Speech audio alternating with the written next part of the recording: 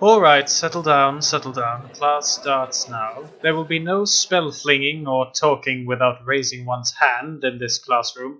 Misbehavior will get you a ticket straight down to the basement, where we'll be cleaning the floor along with the tranquils. Understood? Good.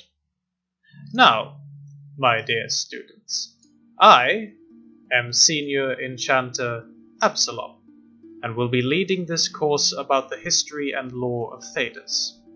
As I have come to understand, you have already received an introductory lecture about Thedas as a continent. So today, this lecture will be about how we measure time here in Thedas, along with the basic information concerning calendars, time periods, and the passing of months and years. Now, some of you might consider this lesson and the broader subjects of this course to be redundant, and would rather go back to shooting lightning bolts at training dummies in your lesson about primal magic. And while I can appreciate the sentiment of honing one's arcane abilities for battle and self-defense, shooting lightning bolts will only get you so far when you've been assigned as a tutor to the children of nobility, and must teach them about the history of their house and lands. Or if an ancient ruined doors bars your way on your future travelers, and the only way to open it is to name all the months of the year and all the main constellations of the night sky, all while speaking ancient Tevinter. You see, to learn how to master your arcane gifts is our primary goal here at the Circle of Magi, but you must also master your own intellect and the knowledge of the past, so that when you finally step out into the world as fully fledged mages, you will be knowledgeable in the history of this world, and with this knowledge will make sound and logical decisions in your future lives. With that out of the way, let's begin. Regardless of regional variations, the primary Theodosian calendar, used all over the continent from Ravane to Orlais, is made up of 12 months, each with 30 days in them that combined make up a single year. Each month has two names. The first a low name used by the commoners and simple folk, while the secondary name is a so-called high name used primarily by historians and scholars. These second names will show up often in older books and texts, for they are Tevinter in origin. The common Theodosian calendar have not only Tevinter roots, but stretches back even further in time. Of course, the primary focus of the calendar is the turning of the 4 seasons, which are marked by several holidays and festivities, but more on that later. Now, despite its ancient origins, the most common version of this calendar used for measuring time in Thedas is undoubtedly the Chantry calendar. Now, there are few in this world, and indeed in this classroom, that does not know of the Chantry and its significance. All this will also be the subject for future lectures, but for the sake of brevity. The Chantry is a religious organization that follows the Chant of the Light, a religion that believes in a creator god known as the Maker, and his formerly mortal bride and prophet, Andraste. The Chantry is one of the most powerful organizations in Thedas, and thus for the last 900 years, the Chantry's version of the Theodosian calendar has been the basis for measuring the history of the continent. The Chantry calendar marks its beginning more than 900 years ago, with the ascension of its first supreme religious leader, Divine Justinia I.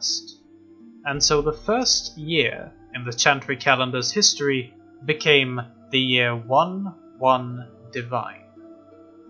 Following this year, the Chantry marked time in so-called ages, each age a century long, and at the end of each age, the learned men and women of the Chantry would look to the current state of Thedas for signs and premonitions from the Maker of what the new century would bring before, after much deliberation, naming the new age.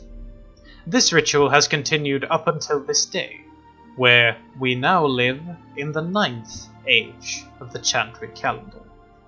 This century was originally supposed to be named the Sun Age, after the prominence of the Orlesian Empire, its symbol being the sun, for which the Chantry predicted a glorious future, especially after its then recent conquest of foreign territory. This was changed rather quickly after the sightings and subsequent destruction that followed in the wake of 2 dragons, creatures that up until that point were thought to have been driven to extinction. Thus, the age that we now live in was named the Dragon Age, a name some consider a terrific sign of splendor, while the majority of Chantry scholars see the emergence of these beasts as a dire and ill omen for the coming age, which they believe will bring nothing but suffering and dread. Sadly, considering the recent years, I myself am on the side of the Chantry scholars on this one. Finally, in regards to this calendar, any amount of time prior to the year 11 Divine is considered ancient history by the Chantry, and is therefore usually marked with a negative number in comparison to the years of the ages. And it is in the ancient era that we will find the other versions of the Theodosian Calendar and ways of measuring time. Because, believe it or not, there existed a time before the Church and the Chant of Light, even if our dear custodians in the Chantry and the Templar Order might lead us to believe otherwise. That was a joke, by the way, my dear students. Don't look so frightened. The Templars will not brand us apostates because of banter, or they'll have to deal with me. Moving on, the second major Theodosian calendar is the Tevinter Calendar. Now, the Tevinter Imperium and the Chantry do not see eye to eye on many things, and this conflict is mainly due to historical reasons, better discussed in a future lesson, but suffice it to say, Tevinter does not recognize Chantry hegemony, and thus have their own way of measuring time, and as such, their own calendar. This calendar begins over 1,000 years prior to the Chantry's first age, and starts at the date of the crowning of the first Archon, the leader of the then newly created Tevinter Imperium, known as the year 0TE. This is the year minus 1195 ancient in Chantry years. Used almost exclusively in the Imperium and its occupied territories, the Tevinter calendar was briefly abandoned in favor of the Chantry's own calendar at the time of the founding of the religious organization, but due to the historical conflicts mentioned earlier, as well as countless religious wars and schisms, this calendar is just one of many ways for the Imperium to distance itself from the Chantry and the rest of Thedas. Though, coincidentally, during its ancient past, what would become the Tevinter Imperium had interactions with another culture, whose calendar is the third we will explore, namely the Elves. The Elven Calendar is the oldest known calendar in Thedas, and stretches back more than 6,000 years prior to the Tevinter Imperial Calendar, to the earliest recorded date in Theodosian history, the founding of the elven city of Arlathan. This date, the year 1 FA, marks the beginning of the Elven Calendar. Now, since much of ancient Elven history is shrouded in myth and legend, along with the fact that when Arlathan was later destroyed and its people enslaved, the Elven Calendar was banned by Tevinter, and many events from the ancient Elven history have been lost to future generations, and with it much of the early history of our continent. However, there have survived some traces that both modern human scholars as well as elven leaders and keepers have kept alive, of historical dates and important events. Examples of these would be the elves' first contact with the dwarves in the year 3000 FA, the arrival of the Shemlen, the humans, in the year 4500 FA, and the founding of the Imperium in the year 6405. Now, there were most certainly more important events in Elven history than these, but as mentioned earlier, much has been lost to the sands of time, and many modern scholars are thankful that even the tiniest bit of the Elven calendar remains, so that the long-gone past can be mapped and remembered for future generations. It is also a testament to how much context and source material can be lost to time if one is not careful. But at the same time, the Elven calendar, if anything, is also an example of what can endure and live on. All of these calendars, excluding some understandable time inconsistencies in the Elven calendar, can be used both separately and combined in certain ways. Let's take an example, shall we, of this conversion.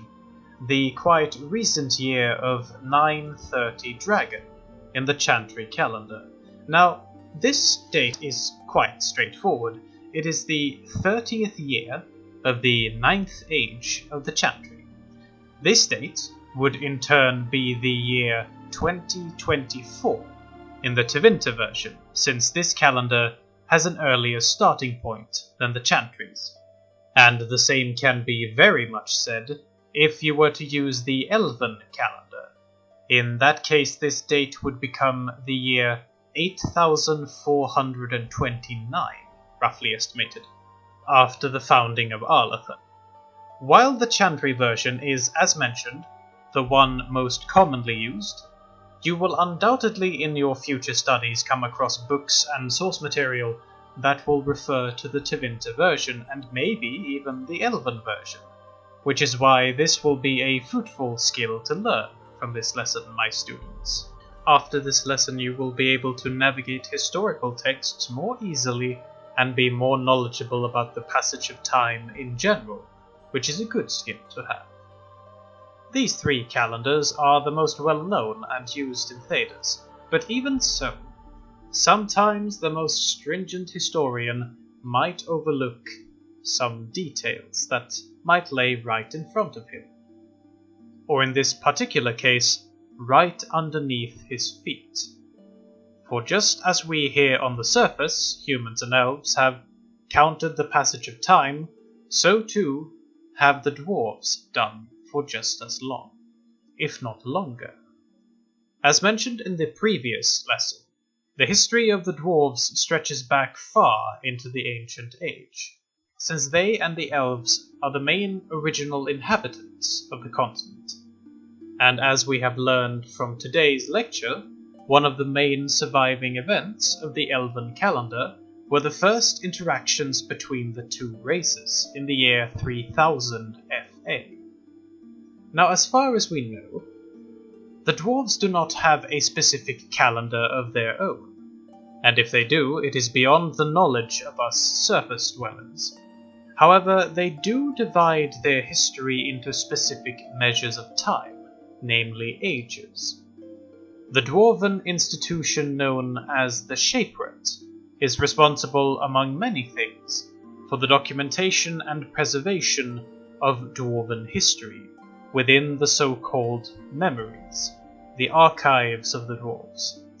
These memories, carved in shining runes, are claimed by the dwarves to go back tens of thousands of years, to the founding of the first dwarven settlements underground.